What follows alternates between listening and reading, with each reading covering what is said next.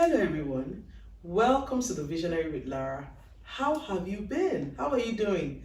I'm so excited to come, every now and then to share one thing or the other that I know with you.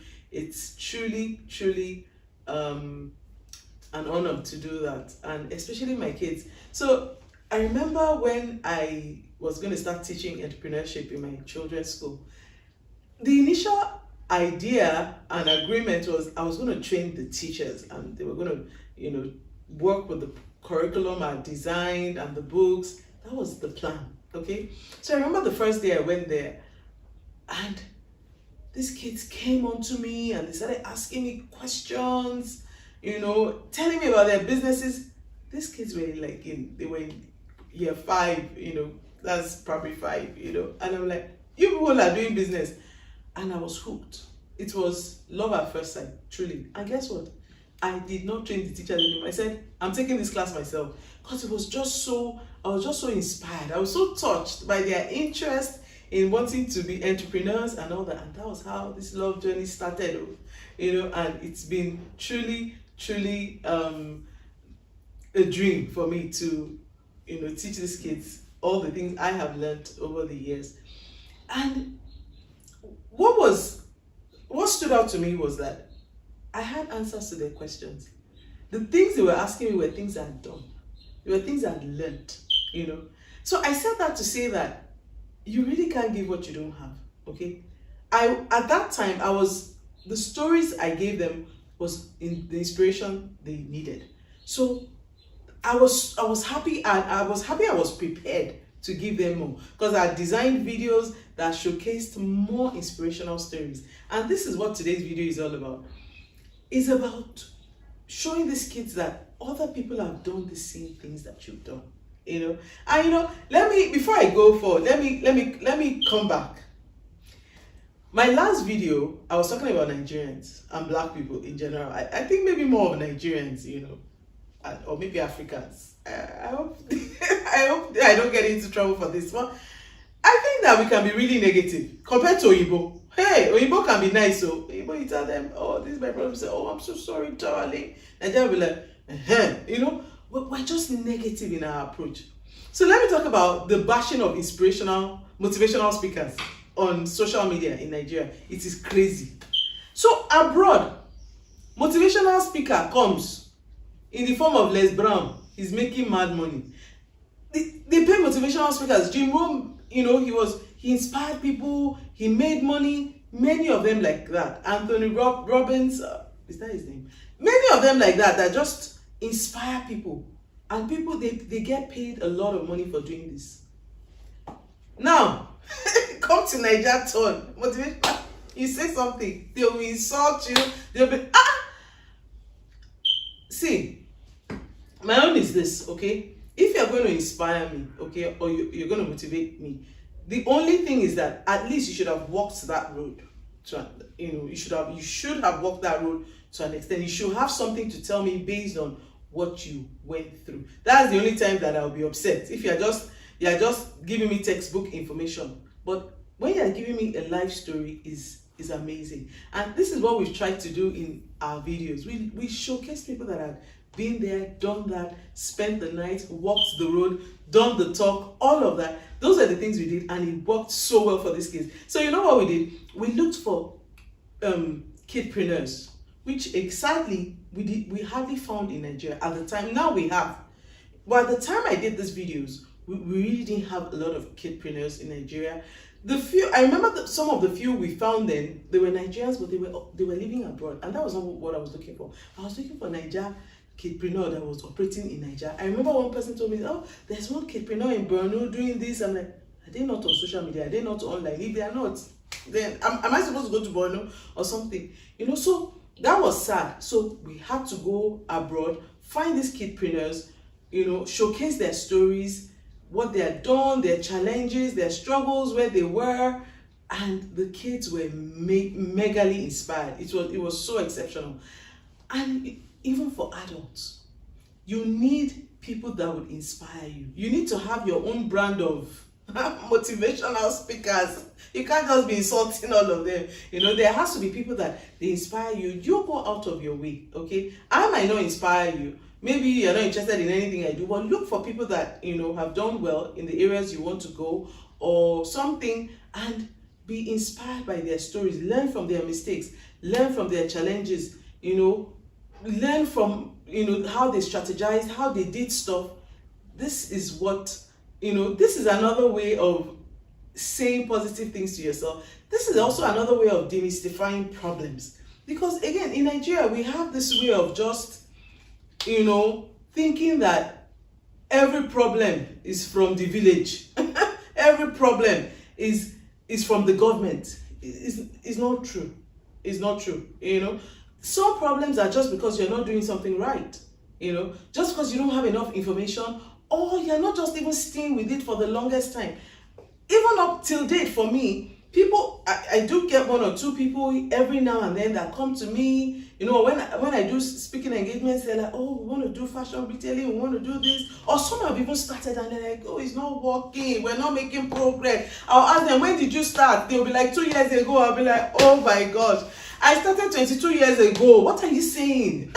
You don't have a problem. There's no issue. If you had talked to me earlier, I would have told you didn't have a problem. 2 years is not enough time to blow. You want to blow over, which again is a major problem in Nigeria. We want to blow now. So, inspiration is everywhere.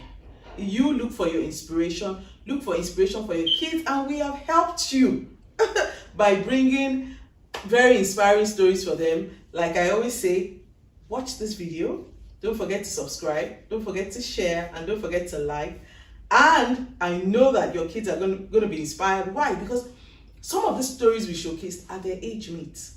Some are 10, some are 12. And we should encourage our kids in Nigeria to be entrepreneurs. We should. We shouldn't say, oh, just go and read your book. Which is what we do as parents. Yes, they should read their books, but we should fan the flames of some of their passion, some of their talent now. Don't wait till they're 20. Don't wait till they're 18. Let's start it now on a very small scale and let's grow it. And this is why we've helped you put this video together so you can keep inspiring your kids, inspiring yourself. Because if some of these 15, 14, 20-year-olds are doing all of these amazing things, this mommy at home, that you're just thinking that village people are your only problem, maybe this would help you. Maybe this would jumpstart some of those dreams, and maybe this would push you to start what you thought you couldn't start, or the things that you thought, oh, I don't have what it takes. You do have what it takes. You are amazing. You just have to find out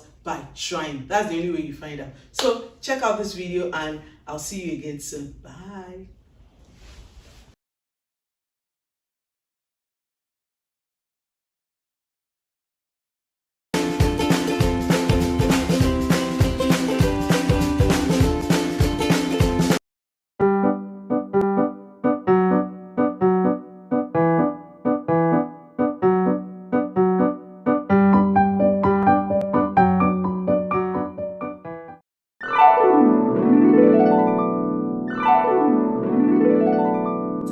Entrepreneur, you have to have a vision and be passionate about it. The ability to take action, to be tenacious, that is, staying with a task for a long time, even when it's difficult, to never give up, to be a hard worker, to be a risk taker, a good communicator, and of course, financially literate. Well, that is a whole lot for a kid. The earlier you learn, the easier it becomes. Who's done this before?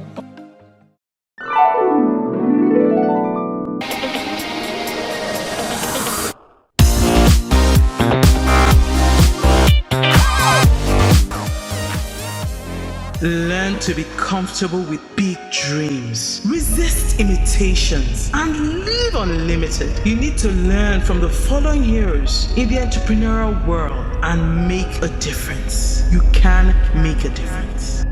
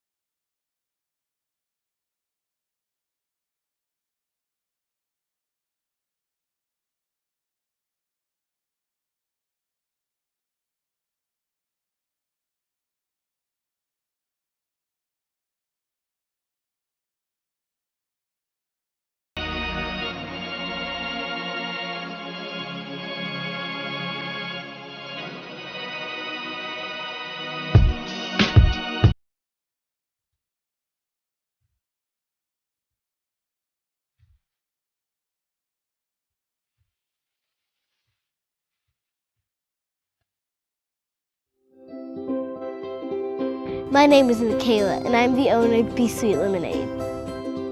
I started a lemonade stand when I was 4.5 years old. It's really important to have people that support you because you're able to do so much more. It does take a community for your dreams to come true. We used our great Granny Helen's 1940s flaxseed lemonade recipe. We decided to create a lemonade sweetened with honey that would help save the bees. To her, it was a lemonade company. To us, she started with a lemonade stand. But as she looked to grow that, we had to learn, we had to figure things out. And then as it moved to a small business, you had more customers, the brand was bigger, and so your responsibilities are bigger. I didn't expect it to grow as quickly as it did and be so widely received. It went from one store in one city to over 20 states now. Can you please give it up for Michaela? Biggest dreamers are kids. My advice to anyone who's looking to start a business is simple. Be fearless. Believe in the impossible and dream like a kid.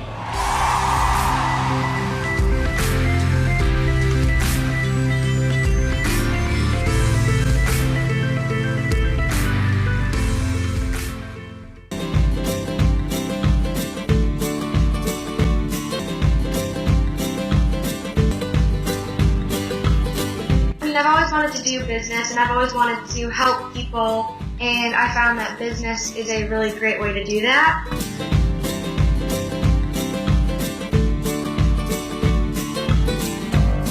She's just 13 years old, but don't let her sweet expression fool you. Alina Morse is the founder and CEO of a successful company. Zollipops are an all-natural sugar-free lollipop that actually cleans your teeth. She came up with the idea of a healthy lollipop after a trip to the bank. She says a teller offered her a lollipop, but her dad said no. My dad told me that I shouldn't have candy because sugar is terrible for your teeth. I mean, what do you expect a parent to say? So the pint-sized power player suggested they create a lollipop that was good for your teeth.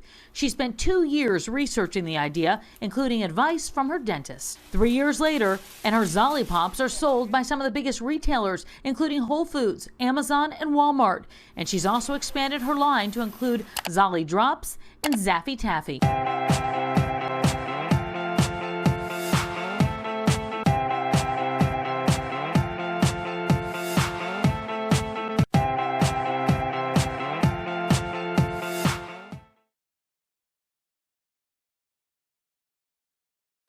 Meet Frank Richardson, 13. Frank attends High Creek High School. His parents are doctors. Here's his classmate William Cavallo, also 13. William's parents own a restaurant. Frank and William are good friends. In his free time, Frank loves playing video games. He is quite studious, however, and mostly gets A's. William is an attentive student as well, and mostly gets B's. In his spare time, he helps his parents at the restaurant. Frank and William both want to be successful in life and make their parents proud. However, they have different perceptions regarding careers. While Frank wants to be a high-profile professional, such as a doctor, lawyer, or engineer, William's horizons are much broader. In the restaurant, he has befriended customers from all walks of life, from the owners of hot dog stands to garbage management entrepreneurs, some of whom are quite successful and comfortably off. William knows that any kind of job, traditional or otherwise, can open up a world of opportunities for a determined person. One day in history class, their teacher, Mrs. Rose, mentioned that she had hundreds of old family photographs dating back several decades. If only there was some way to preserve them before they fell to pieces altogether. Now William sensed an opportunity in this passing remark. If he could somehow organize these photos for Mrs. Rose, maybe he would earn some extra money. He discussed this idea with Frank after school, but Frank simply shrugged it off. Mrs. Rose was hardly likely to trust school kids with her precious photographs. But William was unfazed. He mulled over the idea for some days and decided that he could scan the photos, clean up the damaged ones with a photo processing software, and then put them on a disk for Mrs. Rose. The next day in school, he approached Mrs. Rose with this plan, to her intense delight. She readily agreed to pay William 50 cents per photo. Since she had about 1,000 such photos, William could expect a handsome income of $500 from his project. He promised to complete the task by the end of next week. The major difficulty in this plan was that William had neither a scanner nor a photo processing software. He was confident, however, that someone in his vast network would have both. He first approached his tech-savvy friends, but none showed any interest in the project. Then William tried a different approach. One of the restaurant cleaners had a son, Carlos, who was extremely good with technology. Sure enough, Carlos not only had a scanner and the necessary software, but was also eager to partner with William in the project. William and Carlos got the photos on Friday. They worked throughout the night and on the weekend in order to complete the project long before it was due. This way they would gain Mrs. Rose's confidence as well as new referrals. Thus it was that Mrs. Rose received her 1,000 photographs, beautifully restored and organized, 5 days before the due date. She could hardly believe it and insisted on going through the photos before paying William and Carlos. The next day, William met an ecstatic Mrs. Rose who loved his superb work. She not only paid him but also declared that she would refer him to all her contacts that needed a similar service. William and Carlos had successfully launched their own startup.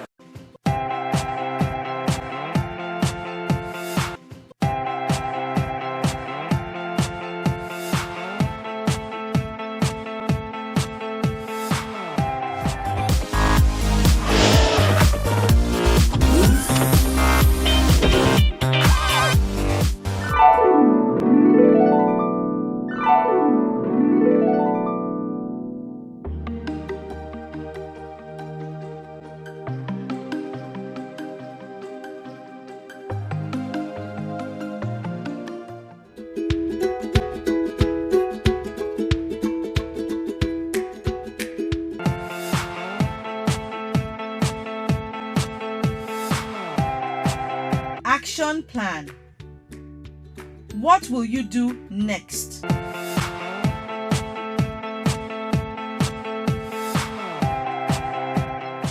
Questions.